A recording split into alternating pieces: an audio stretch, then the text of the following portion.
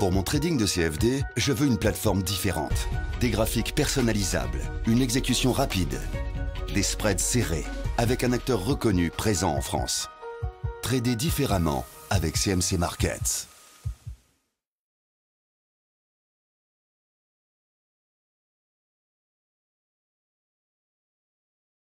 Bonjour, voici donc une analyse du titre Alcatel-Lucent pour la journée du 12 juin.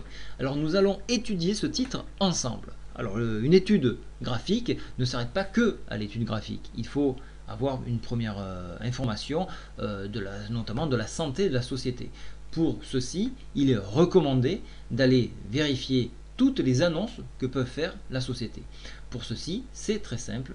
Vous allez sur Infofinance, donc c'est des sociétés de l'AMF. Donc si vous cliquez par exemple sur les derniers bulletins sortis le 2-06 sur Alcatel-Lucent, vous cliquez sur Alcatel-Lucent en version française parce que vous pouvez voir en UK, vous avez le bulletin. Voilà, le bulletin d'annonce qui permet de s'informer de la santé et des nouvelles de la société. Voilà, donc ça c'est important. Maintenant, revenons sur la plateforme de CMC Market ici, et nous allons utiliser des outils qui peuvent vous servir sur ce titre, mais pour d'autres titres. Donc on va aller, je le fais en même temps que vous, donc on va aller sur indicateur, on va aller sur oscillateur, et on va chercher un outil qui est simple. Je ne vais pas vous montrer des outils compliqués, mais je vais vous montrer des outils utiles. Le Ripples, voilà, qui est basé à 5. L'idée du Ripples, alors là je baisse pour un petit peu plus de visuel. L'idée du Ripple, c'est que lorsque vous avez des exagérations ici, comme c'est le cas à la baisse, vous allez avoir une tendance à un retournement. Si vous l'avez dans la zone supérieure, vous allez avoir un retournement pour une baisse. Alors l'intérêt de cet outil, c'est qu'il est complémentaire au stochastique et à la MACD. Comme vous pouvez le voir ici, il a réagi. Vous voyez qu'on était vraiment très bas, et donc il a donné le premier seuil d'alerte, et c'est que plus tard notamment que la MACD a réagi. Donc l'impulsion était déjà donnée. Voilà pourquoi il est intéressant d'utiliser cet outil en complément de ces deux outils. Maintenant, voilà, donc on voit par exemple ici que c'est assez neutre et qu'on attend un dégagement. On attend un dégagement à ce niveau-là, donc c'est très difficile de travailler avec ces trois outils. Et c'est là que l'on va revenir sur les outils classiques, le graphisme.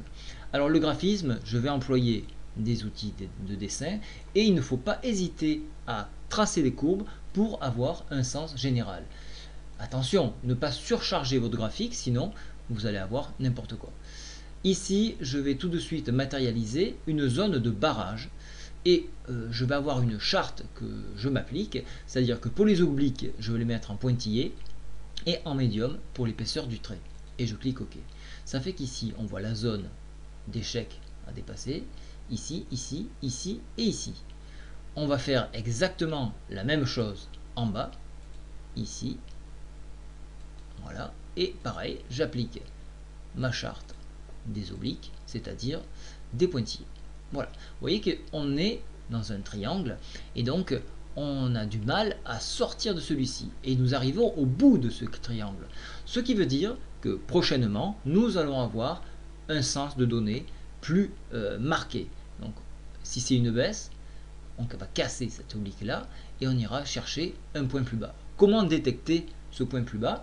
Alors, il y a bien évidemment des repères graphiques que l'on peut voir. Je ne sais pas si vous le remarquez. Vous avez ici un creux en pince, sur ce niveau-là. Vous en avez un ici, qui peut vous servir. Je vais exploiter celui-ci pour tracer mes supports.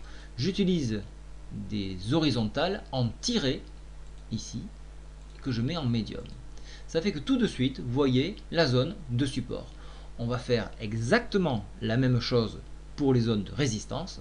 Vous voyez qu'ici, il y a une zone de résistance, ici également. Pour moi, c'est un point intéressant que l'on peut exploiter.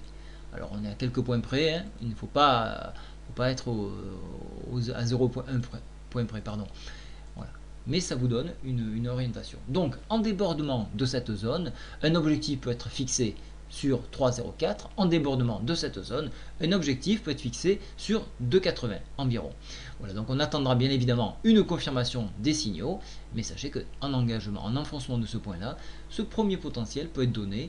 Vous en avez d'autres ici, sur ce creux en pince qui est quand même pas mal, à 2,70.